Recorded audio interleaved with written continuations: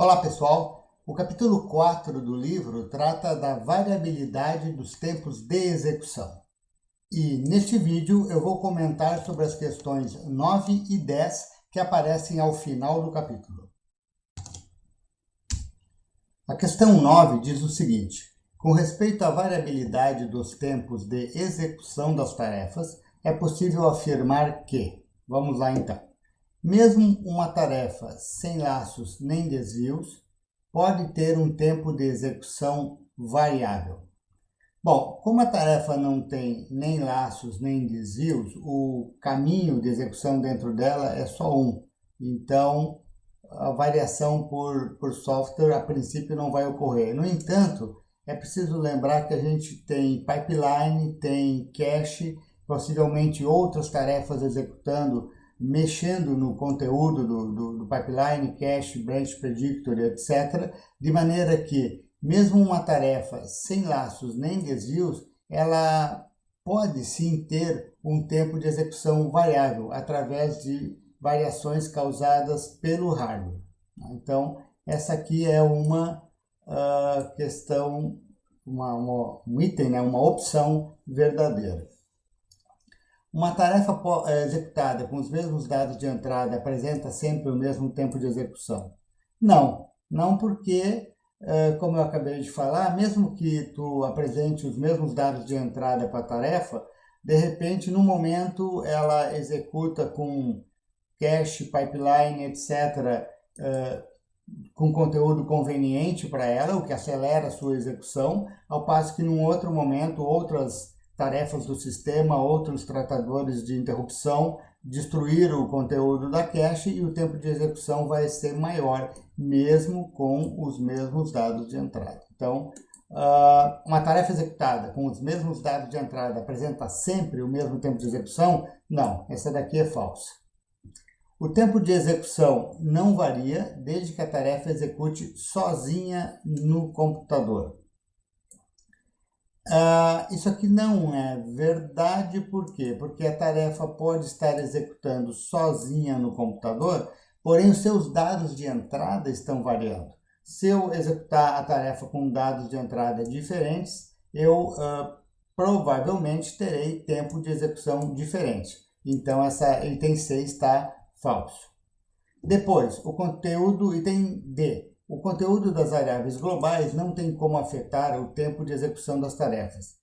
É falso, porque tem sim. Imagine que eu tenho uma variável inteira i global. No meu código eu tenho if i maior que 0 vai por aqui, else vai por ali. São caminhos diferentes, tempos de execução diferentes. E o fato de eu ir por um ou por outro está sendo definido pelo if, que usa a variável i, uma variável global. Então, o conteúdo das variáveis globais não tem como afetar o tempo de execução, é falso.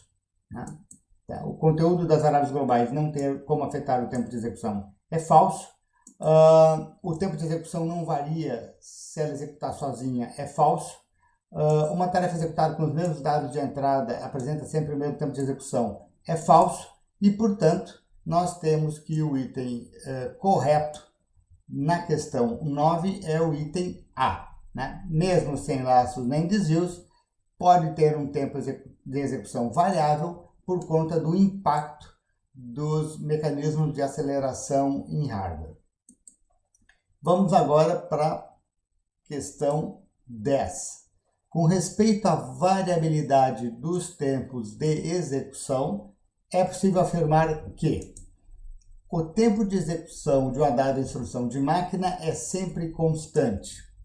Olha, no caso particular de um microcontrolador muito simples ou de um microprocessador antigo, algo da década de 80, por exemplo, isso até é verdade. Tu vai lá no instruction set, no manual de instruções do processador, e lá está escrito, olha, o INC acumulador são 2 clocks, e aí é sempre 2 clocks.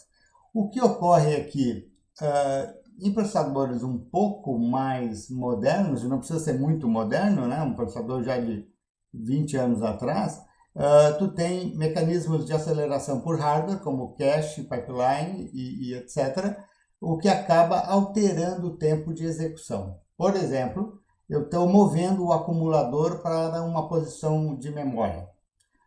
Ou estou lendo uma posição de memória para o acumulador. Essa posição de memória que eu quero puxar, que eu quero ler para o acumulador, um load, ela está na memória cache, é rapidinho. Se eu tenho que ir até a memória principal, por exemplo, os pentes de memória na placa-mãe, ela demora muito mais. Então, essa opção é falsa.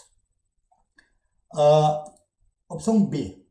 O tempo de execução de uma tarefa pode ser afetado por outras tarefas através do impacto que elas causam, através dos mecanismos de aceleração do hardware. Esse item é verdadeiro, pode ser afetado, porque a minha tarefa, ela compartilha a cache do processador com outras tarefas. Se o conteúdo da cache for todo da minha tarefa, ela vai ser rapidinha. Porém, se outras tarefas do sistema, quando elas mesmas usam a memória cache, colocam suas coisas lá na memória cache, elas tiram da memória cache as coisas da tarefa de interesse, na verdade, os blocos da tarefa de interesse, o tempo de execução da tarefa de interesse vai ser afetado. Ou seja, outras tarefas, ao alterarem o conteúdo do branch prediction, pipeline, cache, etc., afeta sim o tempo de execução de uma tarefa. Portanto, o item B está correto. O tempo de execução de uma tarefa pode ser afetado por outras tarefas através do impacto que elas causam, através dos mecanismos de aceleração de hardware. Lembre-se que a gente está falando de tempo de execução, o C. Então, a B está correta. A gente já viu que a A é falsa. Vamos lá para C e para D de qualquer maneira. C. Mecanismos de aceleração do hardware, tais como pipeline e memórias cache, não afetam a variância dos tempos de execução. Completamente errado.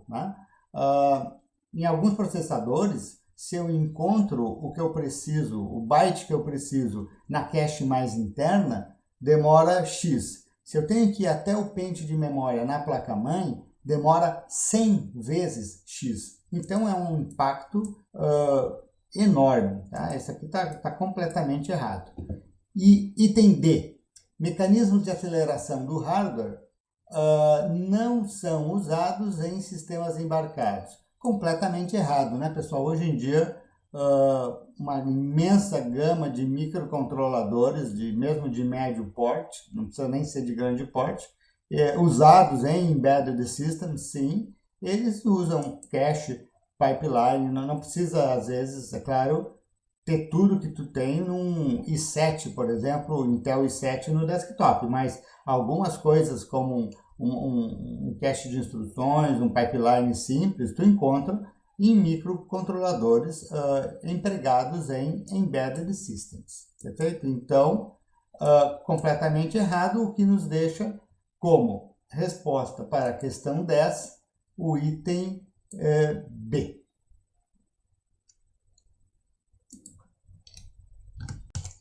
Com isto chegamos ao final deste vídeo, onde eu comentei as questões 9 e 10 do capítulo 4 do livro. Até mais.